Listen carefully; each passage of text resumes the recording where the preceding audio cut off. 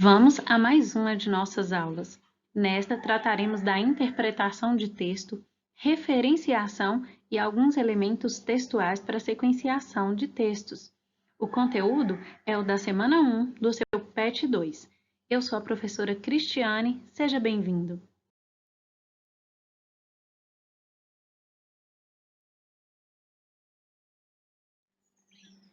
Inicialmente, é importante considerar que para interpretar adequadamente um texto, você deve se preocupar em exercitar a sua leitura, ou seja, ler mais e constantemente, para que você esteja sempre atualizado. Aqueles que estiverem atualizados e praticando a leitura terão com certeza mais facilidade em interpretar textos. Para a nossa aula de hoje, eu selecionei 2 textos. O primeiro deles é o texto O que posso fazer para evitar a dengue? Essas marcações são os elementos dos quais nós vamos tratar. Primeiro eu vou ler o texto, tá? Não existe vacina contra a dengue. Os carros chamados fumacês, que passam pelas ruas espalhando inseticidas, não são indicados. Eles apenas matam os mosquitos adultos e, na verdade, dificilmente conseguem atingi-los. Outros métodos, como inseticidas de tomada em aerosol ou raquetes elétricas, também prometem acabar com o transmissor da doença, mas nenhum deles consegue ser eficiente o bastante. Eliminar os numerosos mosquitos é uma tarefa muito difícil. Por isso, a melhor forma de combater a dengue é eliminando os criadouros dos mosquitos, locais onde eles colocam os ovos e se reproduzem. O Aedes aegypti não deixa seus ovos em qualquer lugar. A fêmea deposita os ovos em partes úmidas de vários recipientes que acumulam água limpa.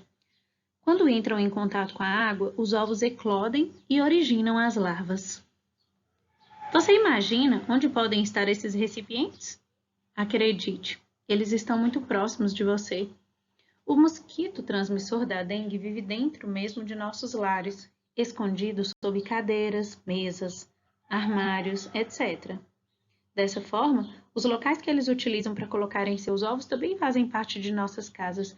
São caixas d'água, barris, pratinhos de vasos de plantas, potes, tanques, jarros de flores, latas, pneus, calhas de telhados, tudo muito perto da gente. É por isso que todos podemos ajudar a combater o mosquito. Esse texto foi retirado do site Acessa Saber. Bom, pessoal, vamos lá. Inicialmente, eu queria mostrar para vocês um pouquinho sobre referência, e eu marquei de amarelo essas 2 expressões. Os carros chamados fumacês e lá na frente, eles apenas matam. Este eles se refere à expressão os carros, retoma a expressão os carros, está se referindo. Mais adiante, os mosquitos adultos dificilmente conseguem atingi-los. Esse los são os mosquitos adultos. E lá embaixo, no outro parágrafo, mais uma vez a gente fala dos mosquitos. Ele é chamado de eles, depois quando afirmam que eles se reproduzem, esse se é um pronome que se refere aos mosquitos, e ele também é substituído pelo que nós podemos chamar de sinônimo, que é o nome científico dele, Aedes aegypti. Então, todas essas palavras em azul se referem aos mosquitos da dengue, aos mosquitos causadores dessa doença. Outra coisa marcada em nosso texto é a expressão deles, marcada de rosa, que está retomando os outros métodos para tentar acabar com o mosquito, inseticidas de tomada, em aerosol ou raquetes elétricas. Reparem que a expressão deles, ela se refere ele se refere a um termo anterior. Outra coisa marcada nesse texto de vermelho é a expressão não existe vacina contra a dengue. Bom, a Denise Moraes, que é a autora desse texto, ela não inventou essa expressão. Nós chamamos isso de fato. Ela retira uma informação oficial e formal de algum lugar e afirma para a gente. Quando ela diz que não existe vacina, não é a opinião dela. Ela está nos relatando um fato. Já esse trecho amarelo destacado lá embaixo no 4º parágrafo, acredite, eles estão muito próximos de você. É a opinião da Denise. Assim como lá embaixo quando ela fala, é por isso que todos podemos ajudar a combater o mosquito. É muito importante que você consiga diferenciar o que é o fato do que é a opinião do autor. Daqui a pouquinho a gente vai falar mais um pouco sobre isso, ok? Próximo texto, o consultor. Um pastor cuidava de suas ovelhas à beira da estrada, quando se aproximou e parou um sensacional carro japonês. O jovem motorista desceu do carrão, elegante dos pés até... Chegou ao lado do pastor e lhe disse: "Se eu adivinhar quantas ovelhas você tem aí, você me dá uma?"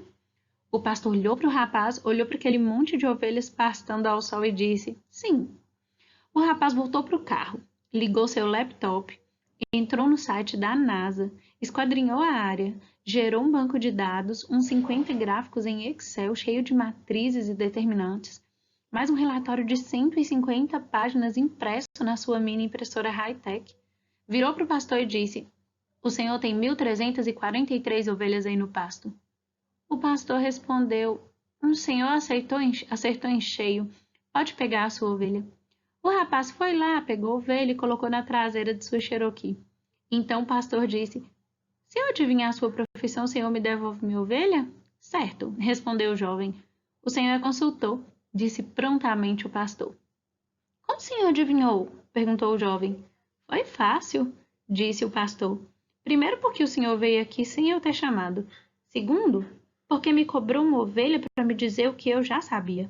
E terceiro, porque não entende nada do meu próprio negócio, pois acabou pegando o meu cachorro."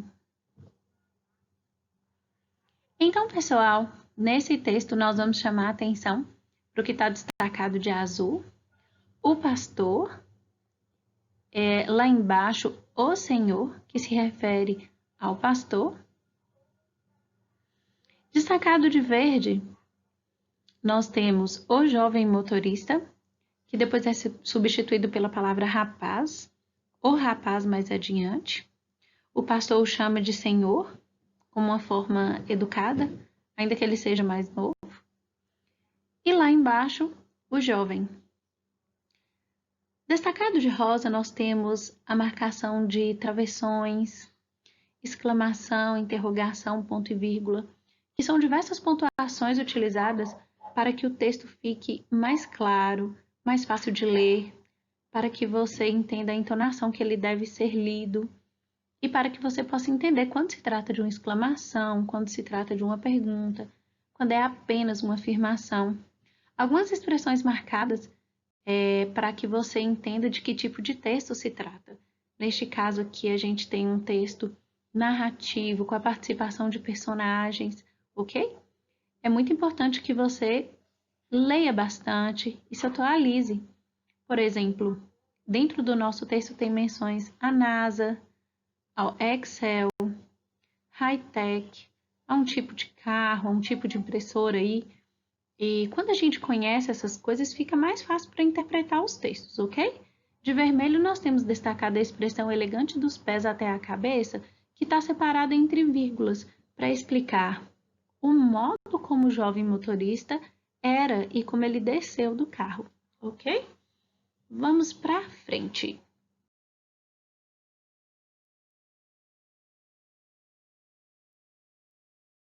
Pessoal, os dois exemplos do texto tinham várias questões marcadas importantes a se considerar, e aqui eu acrescento e aprofundo em algumas delas. A diferença de fato e opinião. Distinguir um fato da opinião relativa a esse fato é uma capacidade que possibilita você, aluno, identificar o fato relatado, diferenciando ele do comentário que o autor faz, ou o narrador, ou o personagem. Qual a diferença entre o fato e uma opinião? O fato é aquilo que aconteceu, é uma coisa comprovada, é uma informação que já existe, enquanto que a opinião é o que alguém pensa que ocorreu, uma interpretação daquele fato. Outro tópico importante da gente considerar para a interpretação de texto são as teses implícitas e explícitas. Bem, muitos alunos se perguntam como eles podem fazer para interpretar melhor um texto. Primeiro, eu já disse para vocês, é muito importante praticar a leitura. Segundo, é preciso ter em mente que um texto ele é formado por informações explícitas, que são aquelas que você pode ler, que você pode ver, e as implícitas, que são aquelas que você tem que subentender quando você lê, essa ideia implícita, ela não está escrita, mas pela leitura você compreende. Ou seja, as informações explícitas são aquelas manifestadas pelo autor no próprio texto, enquanto as implícitas não são manifestadas pelo autor. Como eu disse, elas podem ser subentendidas. Muitas vezes, para efetuar uma leitura eficiente, é preciso que você vá muito além do que é lido. Você vá muito além daquilo que você está enxergando ali. A gente tem que pensar em várias questões quando se lê um texto, ok? O nosso próximo tópico é a importância de identificar e avaliar. Entender a mensagem, entender o texto que você está lendo. Pergunte-se se você concorda com aqueles argumentos, se você entendeu aquela história. Não seria interessante reler? E talvez ler mais uma vez. 2 ou 3 leituras podem te dar uma interpretação adequada para que você possa identificar os elementos do texto e avaliá-lo. A finalidade do texto. Pergunte-se qual é a finalidade deste texto. Para que ele existe? No texto da dengue, por exemplo, qual a finalidade daquele texto? A finalidade era esclarecer e informar o leitor sobre o que ele podia fazer para evitar a dengue. Já no texto do consultor, nós vemos uma finalidade diferente. A finalidade é entreter o leitor para a gente se divertir. No final das contas, a gente acaba aprendendo um pouquinho sobre como, na prática, a pessoa aprende muito, muito mesmo. A teoria é importante, livros e pesquisas são importantíssimas, mas a prática ensina muito. Que tal somar os dois? Estudar bastante e praticar. É assim que as coisas funcionam e é essa mensagem que aquele texto deixa para a gente. O nosso último tópico são as sequências. Vocês já ouviram falar em tipo textual, tipologia textual? Então, a tipologia designa uma sequência que é definida por uma natureza linguística. Está relacionada com as questões estruturais do texto, da língua, os aspectos lexicais, sintáticos, as relações lógicas, os tempos verbais. Nós dizemos que um tipo textual é a forma como o texto se apresenta.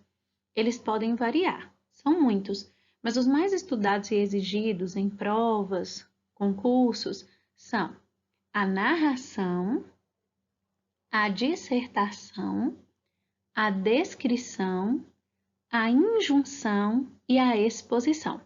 Vamos falar um pouquinho de cada um deles? Então, gente, a narração, sua principal característica é contar uma história, geralmente situada num tempo, num espaço, com personagens, foco narrativo, clímax, desfecho. Os gêneros que se apropriam da estrutura narrativa são contos, crônicas, fábulas, romance, novelas, biografias. A dissertação, que está relacionada à argumentação, é um tipo de texto opinativo em que as ideias são desenvolvidas por meio de argumentos. A maior finalidade desse tipo de texto é conquistar a adesão do leitor, convencendo-o de alguma coisa. São exemplos um ensaio, uma carta argumentativa, uma dissertação, um artigo, dentre outros. A descrição tem por objetivo descrever, objetiva ou subjetivamente, as coisas. Uma pessoa, uma situação, os gêneros que se parecem, que são descritivos, por exemplo, um relatório, uma ata, um laudo. A gente também pode encontrar textos literários que descrevem, inclusive, obras belíssimas que nos fazem viajar através de belas descrições. A injunção. São textos que apresentam a finalidade de instruir e orientar o leitor, convencendo-o de alguma coisa. Por exemplo, um manual de instruções, uma receita culinária, uma bula de remédio, um edital, um código, uma lei. E, por fim, a exposição. O texto expositivo tem por finalidade apresentar uma informação sobre alguma coisa, um objeto, um fato, enumerando suas características. Reportagem, resumo, um artigo científico, dentre outros. Bom, pessoal, é isso aí. Então, nós falamos aqui sobre as sequências E para finalizar, eu gostaria que vocês prestassem bastante atenção na pontuação utilizada nos textos. A pontuação faz muita diferença na hora da leitura e a falta dela pode prejudicar a sua escrita. Se você gostou desta aula, inscreva-se neste canal. Curta este vídeo e ative o sininho para receber as atualizações, as notificações quando chegarem os novos vídeos. Uma boa semana para você, fique em casa e se cuide!